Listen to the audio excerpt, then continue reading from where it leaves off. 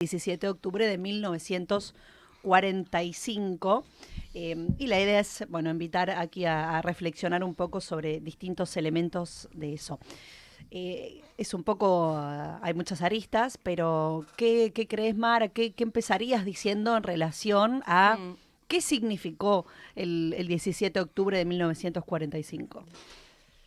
Bueno, sin lugar a dudas, marca un antes y un después en nuestra historia argentina, ¿no? Es una fecha que es una referencia para peronistas y para antiperonistas. Claro. Tal vez para el conjunto del pueblo argentino y del campo político nacional, hasta el día de hoy sigue siendo para algunos el hecho maldito por lo que implicó la irrupción del pueblo, modificando el rumbo de la historia, y para otros un hecho fundacional y el momento en el cual nace su identidad política, ¿no? Y recordaba con esto de los 80 años, tenemos algo de las efemérides redondas que nos invita a reflexionar con mayor énfasis, ¿no?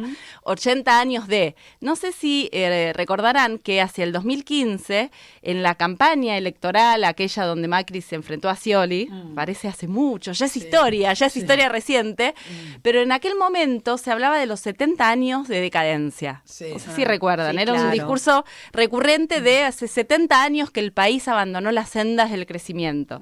Y con toda claridad aparecía esta nueva derecha, entre comillas nueva, porque después vimos que tenía mucho de vieja, pero aquel movimiento planteando el cuestionamiento del modelo sindical argentino. Y lo que estaba allí en cuestión era justamente lo que se había expresado ese 17 de octubre del 45.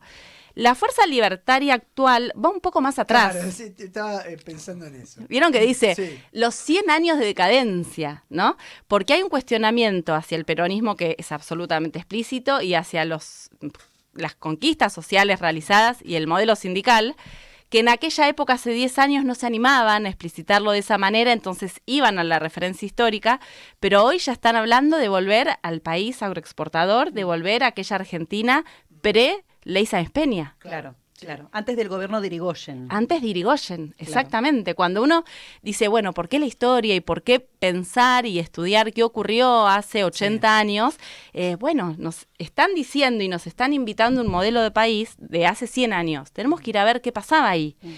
Antes de volver al 17 de octubre del peronismo, ¿qué pasaba ahí? ¿Cómo estaba inserta la Argentina en ese concierto de naciones? Bueno, esa es la Argentina que, y por eso lo retomo, ¿no? Porque esa es la Argentina que en las jornadas de octubre, frente a la movilización de los y las trabajadoras en favor de Perón y que pedían la libertad de aquel coronel del pueblo, era la Argentina que justamente había sido consolidada a partir de los intereses extranjeros, foráneos, y en alianza con una pequeña oligarquía que usufructuaba las riquezas de la patria, ¿no? Desde 1861, nos vamos muy atrás, pero las historiadoras somos así. No pasa pero nada.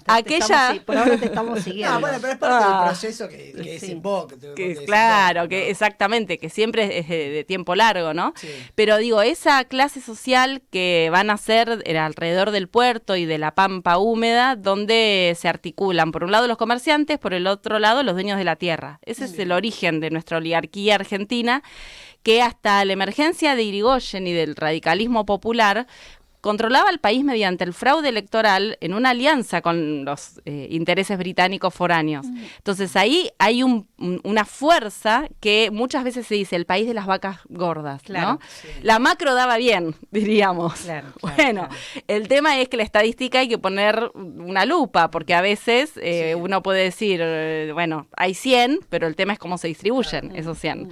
Entonces, bueno, esa Argentina es un poco la que el gobierno actual con toda claridad intenta volver. Y allí veíamos que compartían un volante, podríamos decir el flyer de 1945, claro, que circuló los días previos al 17 en la zona de La Plata y Berisso, donde había una intersindical muy potente, para nombrar solamente a un referente y a una referente de la zona, María Roldán, una trabajadora de allí, Cipriano Reyes, trabajador de la carne, que van a ser algunos de los miles y miles de protagonistas de esas jornadas. Esa zona es la zona de lo que se denomina el kilómetro cero, de alguna manera, o cercano. Sí. Hay varios espacios que se disputan el kilómetro cero del peronismo, pero Berisso es sin lugar a dudas exactamente esa reivindicación, porque allí fue uno de los núcleos más fuertes donde comenzó esta movilización espontánea que deriva en la Plaza de Mayo.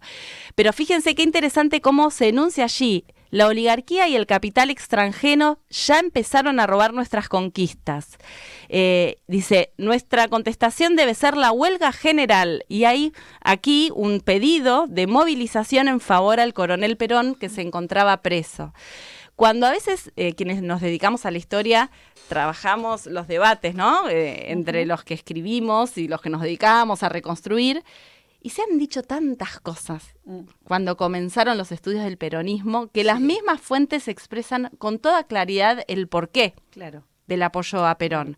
Lamentablemente, y tiene obviamente una causa política, todavía circulan interpretaciones que plantean, bueno, en realidad esas masas, ¿no?, sin conciencia política, o esta idea de la manipulación o de un demagogo atrás del movimiento.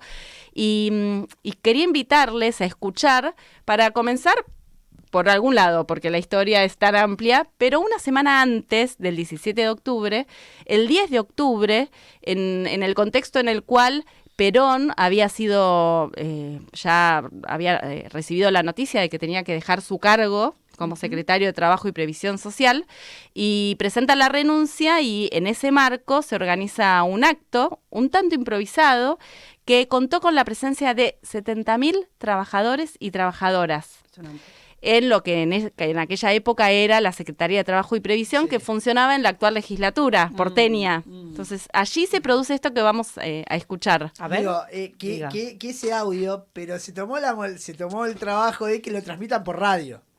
Exactamente. Claro. Entonces, o sea, digo, está bien, hizo el acto, pero además lo difundió por radio, o sea, muy oportuno políticamente. Vamos a escucharlo, a ver. ¡Trabajadores!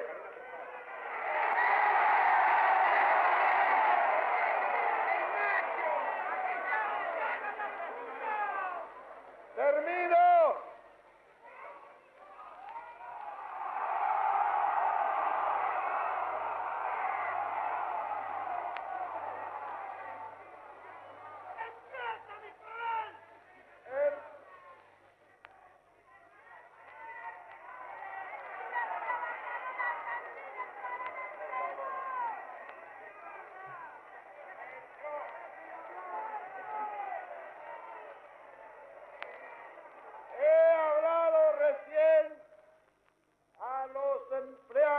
Funcionarios de la Secretaría de Trabajo. Les he dicho como un pedido de mi última voluntad de secretario de Trabajo y Previsión.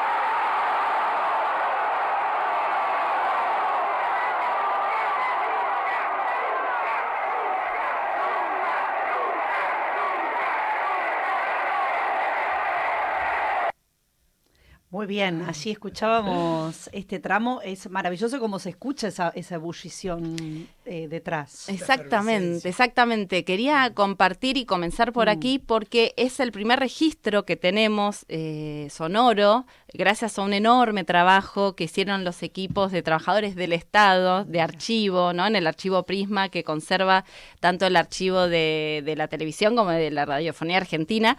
Pero es el primer registro que tenemos de ese diálogo que Perón inaugura en ese momento con aquella multitud trabajadora, ¿no? Claro. Porque uno allí lo que observa es la renuncia, que obviamente había sido una renuncia obligada por, ahora contaremos un poquito por quiénes, por el gobierno y por pedido del presidente Farrell, pero allí lo que se observa es la respuesta del pueblo.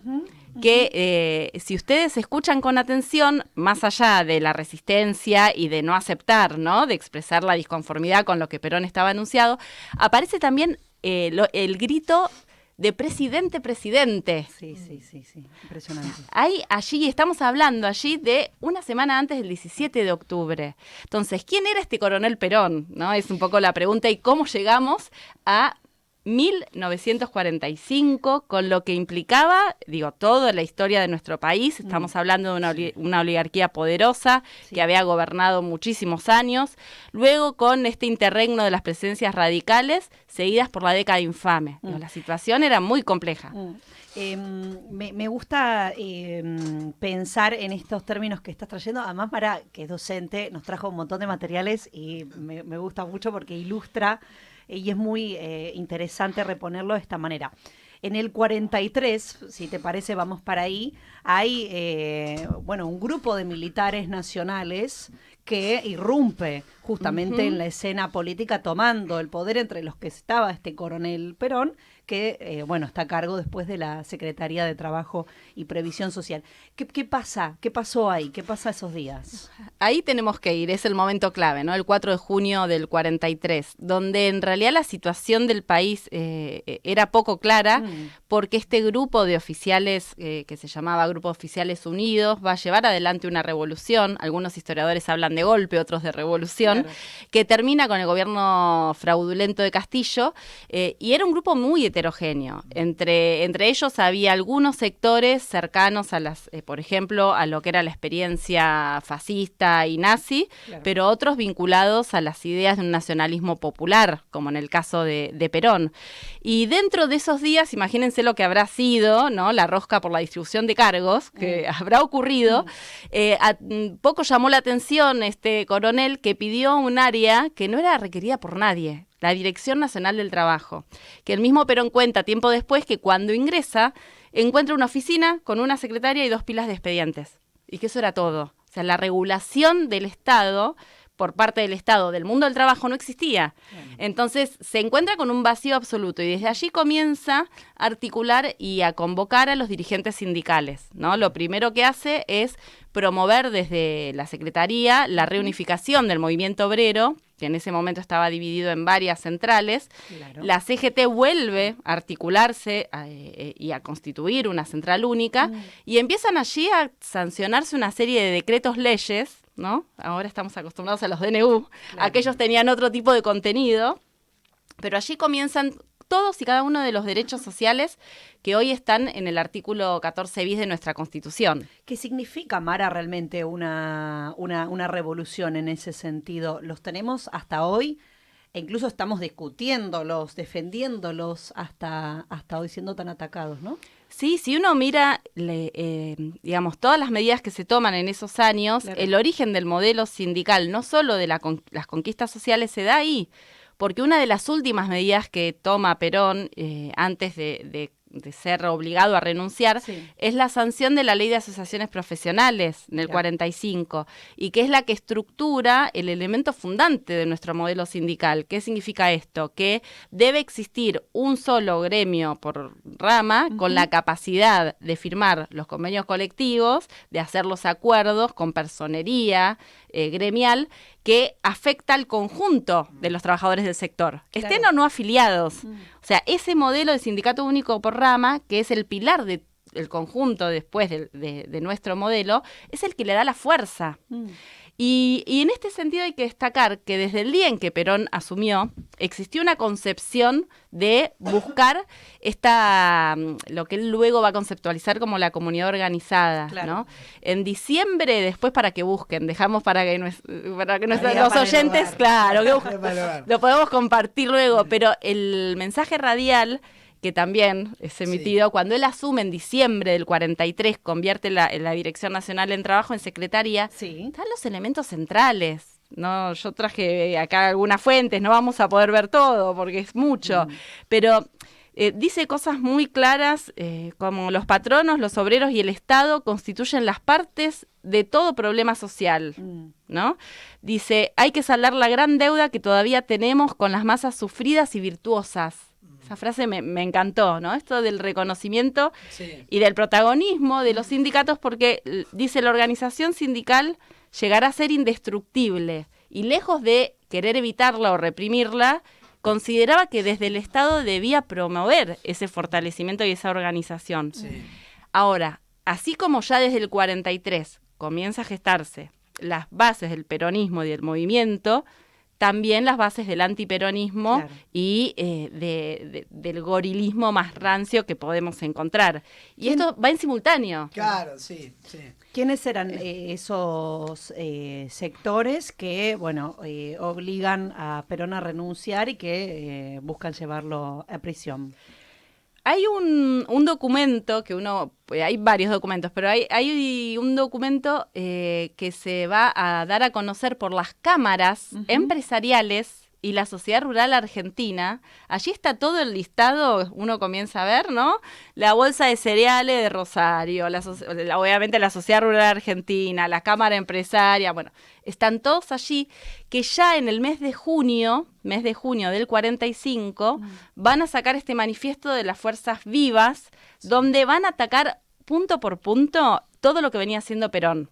Y además dan argumentos que vale la pena leerlos porque son tan parecidos a las de las cámaras empresarias. Así como los actores, ¿no? También son parecidos. Son o parecidos, iguales, porque algunos. enseguida a ese grupo se va a sumar otro actor más, que es el embajador por los Estados Unidos en la Argentina, el conocido Braden. Claro, cualquier similitud con el presente no es pura casualidad. Entonces, vos tenés allí esa articulación, ¿no? Donde Claro. tenés los dueños de la tierra, los que se dedican al comercio de esa misma producción primaria, y tenés al capital extranjero absolutamente presente, no solo apoyados por Inglaterra, sino también ahora ya en este contexto por Estados Unidos, Claro. ¿no?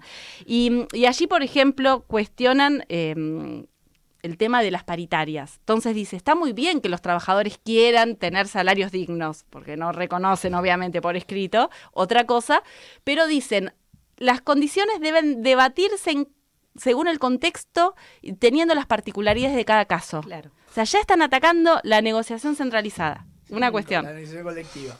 Exactamente. ¿Cómo les responde Perón a esto? Bueno, dice, primero, más que las fuerzas vivas, son los vivos de la fuerza.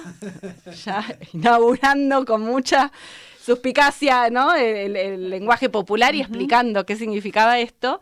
Y además de esto, en el momento en el que lo obligan a renunciar, hay que decir que hay un hecho central, que recién decíamos mencionábamos fuera, es el 19 de septiembre, que es la gran movilización, la llamada Marcha por la Constitución y la Libertad. Que es enorme. Cuando uno ve las imágenes de esa movilización es enorme. Más de 300.000 personas, tengo ahora presente, habría que chequearlo, pero es una movilización muy grande, de todos los sectores que venían envalentonados con el fin de la Segunda Guerra Mundial y el triunfo de los aliados de la democracia con mayúscula en contra del fascismo. Claro. Sí. Se comienza a dar una operación donde estos sectores que dijimos antes, económicamente beneficiados desde 1861, logran construir un sentido común en parte de la sociedad argentina, especialmente de los sectores medios, que la defensa de la democracia era estar en contra de Perón. Y asimilan a Perón con los fascismos y los movimientos europeos totalitarios de la época. Y ese es un movimiento que se da en simultáneo. Por eso digo que desde el 43 al 45 es una historia riquísima que hay que revisar porque están las dos Argentinas. O sea, se prefigura como la Argentina moderna ahí. Exactamente. O sea, en esos 2 años. Exactamente. Y después de esa marcha es donde Farrell se ve muy condicionado, porque Farrell venía apoyando fuertemente a Perón. Claro. Recordemos que Perón no solo era secretario de Trabajo y Previsión, sino que había asumido la vicepresidencia y el Ministerio de Guerra. Concentraba mucho poder. Entonces no es casualidad que cuando Perón va a renunciar, lo hace por mensaje radial y que le gritan presidente. Se está gestando algo que nadie era ajeno a lo que ocurría. Estamos hablando con Mara Espasande, ella es historiadora, especialista en pensamiento nacional y latinoamericano, es docente universitaria, estamos hablando de los 80 años de aquel 17 de octubre de 1945. ¿Qué pasa entonces entre ese 10 de octubre y el 17 de octubre? Bueno, finalmente Perón renuncia y como para cerrar dice, he dejado firmado 2 decretos leyes, el salario mínimo vital y móvil y la coparticipación a las ganancias. Pequeño. ¡Chau! No. Y me retiro. Coparticipación en las ganancias, claro. Arréglense ahora. Bueno, aquel manifiesto que mencionaba recién de las fuerzas vivas decía sobre ese punto, porque ya se venía, pero lo venía impulsando, no lo había sancionado, pero lo venía impulsando desde la Secretaría y decía que no había mucho para explicar porque estaba en contra del derecho básico de la propiedad que era defendido por la Constitución, digo, en esa línea. Claro. Bueno, lo cierto es que finalmente Perón es detenido el 13 de octubre y comienza allí una serie de negociaciones y de un clima de enrarecimiento político absoluto. Pero vayamos a la CGT, que era lo que pasaba en ese momento en la CGT. Imaginemos que todo esto estaba en gestación, porque desde el día de hoy cuesta decir, bueno, y la CGT no estaba definido bien qué iban a hacer. Bueno, imaginemos que la CGT era un conjunto de gremios que venían con mucha historia previa de lucha. Cuando vemos aquel flyer de la época, el volante de la época, ahí hay un posicionamiento político que está vinculado a la formación del sindicalismo que arrancó su historia en el siglo XIX. ¿No? En 1870 ya se habían dado las primeras huelgas de los compañeros gráficos, o sea, tenemos una larga historia de tradiciones socialistas, anarquistas, del sindicalismo revolucionario. Claro. Entonces, la CGT era todo eso, y en cuanto se produce la detención de Perón, hay, bueno, un debate de qué hacer. Finalmente se llama para el 16 de octubre una reunión del Comité Central Confederal, y allí se dan diversas posiciones. Básicamente había 2 posturas. La postura de la tradición vinculada al sindicalismo, más reticente de meterse en política, claro, ¿no? De decir, bueno, lo nuestro es la defensa gremial, miremos cuáles fueron nuestras conquistas, reconociendo que eran conquistas propias, que esto es importante porque en esos años no es Perón que les da 2 puntos, ¿no? Sí. Hay un proceso de convergencia de lucha y el Estado con recepción a eso. Y por el otro lado estaban los que decían no. Nuestra tarea en este momento, ¿sí?, defender a Perón, es defender las conquistas logradas. Entonces ahí se generan los debates que están registrados. Si les parece podemos compartir solamente alguna frase. Dale. Sí, claro que sí, algún fragmento. Algún fragmento, por ejemplo. Va a leer alguna parte, Maras pasando. Por ejemplo, del Sindicato de la Carne de Rosario, Ramón Bustamante, fue uno de los los que más presionó, porque fíjense lo que dice, si este cuerpo no resuelve la huelga general, les puedo asegurar que será impotente para contener la huelga, que se producirá lo mismo por el estado emotivo de los trabajadores. El estado emotivo Bueno, porque venía justamente una gran parte, ¿no?, planteando como, bueno, hay que esperar, esperemos. Y luego hay 2 testimonios que me gustaría destacar. Uno es el del metalúrgico Andriotti, ¿no?, que dice, yo quiero aclarar que nosotros estamos solicitando la libertad del coronel Perón, que es un hombre que se ha jugado todo, su carrera y su vida por los trabajadores. No defendemos a un político demagógico, sino a quien nos ha dado todas las conquistas que tenemos. Al pedir su libertad estamos defendiendo las mejoras obtenidas, ¿no? Esa intervención, y luego la de Libertario Ferrari, un dirigente poco conocido en el conjunto de la historia argentina, ¿no?, de ATE, porque ATE tenía 3 representantes en aquel Comité Central Confederal. Claro. Dice, ya dije que la huelga sería hecha en defensa de las conquistas obreras y contra la oligarquía. Los diarios entregados al capital y a la oligarquía aplauden las palabras del nuevo secretario de Trabajo y Previsión. Y eso solo ya es un índice para nosotros, porque hace muy pocos días esos mismos diarios se caracterizaban por su violenta oposición a la obra que lleva adelante, ¿no?, dicha secretaría.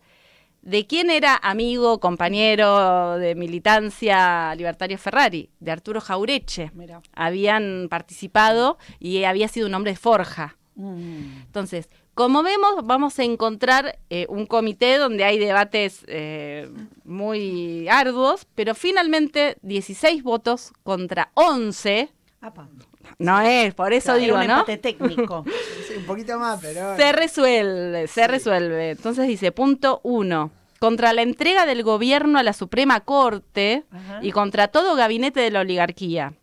Punto 2. Formación de un gobierno que sea garantía de democracia y libertad para el país. Fíjense que retoman las banderas que la misma oligarquía había llevado adelante. Sí. Punto 3. Realización de elecciones libres para una fecha. Punto 4, levantamiento del estado de sitio. Punto 5, mantenimiento de las conquistas sociales y ampliación de las mismas. Punto 6, que se termine de firmar, o sea, que se hagan efectivas, inmediatamente el decreto ley sobre aumentos de sueldos y jornales, salario mínimo básico y móvil, participación en las ganancias y que se resuelva el problema agrario mediante el reparto de la tierra al que la trabaja y el cumplimiento integral del estatuto del peón. Es Mara Espasande a quien estamos escuchando sobre los días, las horas previas al 17 de octubre y los años también previos al 17 de octubre de 1945. Hay que agregar, que porque se la chicanea habitualmente a la CGT con que convoca para el 18. Convoca la medida para el 18 y el 17 las bases como pasan por arriba de esa CGT. Sí, porque en realidad está la discusión larga y extensa que Ajá. están todas las intervenciones que se pueden leer, ¿no? Sí. Termina muy tarde, entonces por una cuestión logística dicen, bueno, mañana, Claro, el mañana lo ya. informamos mañana. Y el pueblo, con el Berizo adelante, ¿no? Y María Roldán a la cabeza, ya espontáneamente va a sobrepasar a la estructura gremial. Estamos sobre el final del programa, quedan nada más que 4 minutos. Estamos con Mara Espasande, historiadora.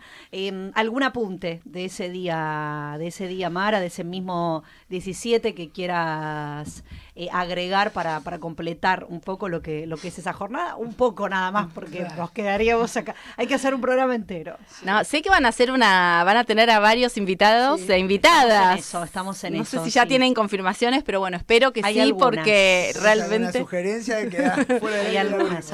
No, tengo para decirle un montón de temas para que sigan conversando. Me encanta. Pero no, digo, una mención especial a las mujeres Te iba a decir, porque en el hubo gran 17. participación de mujeres. Hubo gran participación y si les parece, antes que cerrar con mis palabras, Sí. podemos ver algunas imágenes mientras que vamos cerrando. Digo, en estas fuentes audiovisuales se observan a las mujeres presentes y en los libros de historias no. Se puede ir poniendo el video, Vamos Santino, si te parece, lo mientras podemos estamos hablando. tener de fondo, pero digo, y en los libros de historia todavía faltan reconstruir sus biografías.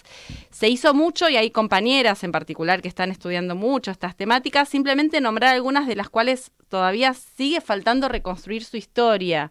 Isabel Lertz es una figura central y la quiero destacar porque ella trabajó en la Secretaría de Trabajo y Previsión junto a Domingo Mercante y Perón, y fue inclusive una de las pensadoras que le metió letra a los discursos de Perón en esos años. O sea que era un cuadro político, teórico, digamos, que estaba en la Secretaría, ¿no? Isabel fue fundamental en estos años, además de María Roldán, Dora Roldán, Esther Tata, Irma Suárez, María Solozábal, Celia Clemente, María de Luca. Bueno, hay tantas, Clementina Salguero, digo, y tantas otras historias que todavía faltan reconstruir, ¿no? Y también hay textos de los compañeros, hay un libro muy lindo de Ángel Perelman, el primer secretario general de la UOM, fundada ya en el año 43, que se titula ¿Cómo hicimos el 17 de octubre?, que tiene también testimonios de la época. Bien, ahí estamos viendo algunas de las imágenes donde, para quienes están a través del canal de YouTube, quienes no están también pueden sumarse una vez que termine el programa, pueden retomar y volver al canal para ver estas imágenes. Es impresionante realmente la movilización, ¿eh? Estamos aquí con Mara Espasande, que nos ha traído este material. Estamos hablando a lo que se van a cumplir, que es 80 años de aquel 17 de octubre de 1945, el hecho maldito, así lo hemos titulado. Mara, gracias por venir. Gracias a ustedes. Mara Espasante es historiadora, especialista en pensamiento nacional y latinoamericano, docente universitaria, y en nuestro caso nos vamos a ir así. Nos hemos convertido en Calabaza, Santino Milán en los controles, Carolina Ocampo en la producción. Gracias, Mara. Gracias. Leonardo Martín. Hasta el próximo sábado. Por favor, el próximo sábado nos reencontramos con más invitaciones para seguir hablando de este tema. Mi nombre es Úrsula, hasta por allí también anda el señor Julián Pelliza haciendo posible este programa Feas, Sucias y Malas aquí cada sábado a las 10 de la mañana. Quédate porque está llegando En Qué Nos